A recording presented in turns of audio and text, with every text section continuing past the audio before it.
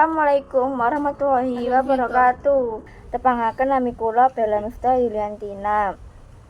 Ira-iraan konferensi air. Para rawuh ingkang kinurmatan Ibu Guru saha para kanca sedaya.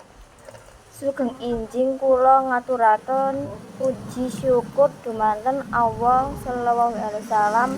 Kula badhe matur babagan sikep kita marang toya.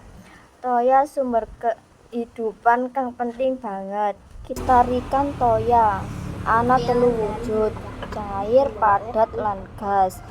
Konversi toya proses owoh-owohan wujud toya iku penting banget. Penguapan toya menguap amarga panas srengenge. Contoh, wadhuk kang menguap ing musim kemarau kumpul dadi mega. Contoh, awan mendung ing langit. Presipitasi mega mengeculaken banyu minangka udan, salju utawa udan es. Contoh, hujan deras ing musim penghujanan.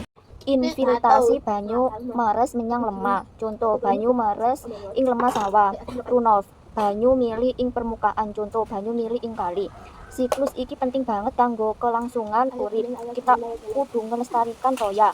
Kesimpulan, ayo kita melestarikan toya. Kita kudu nggunakake toya kanthi hemat lan ora boros-boros. Kita uga kudu jaga kebersihan toya supaya ora tercemar. Wassalamualaikum warahmatullahi wabarakatuh.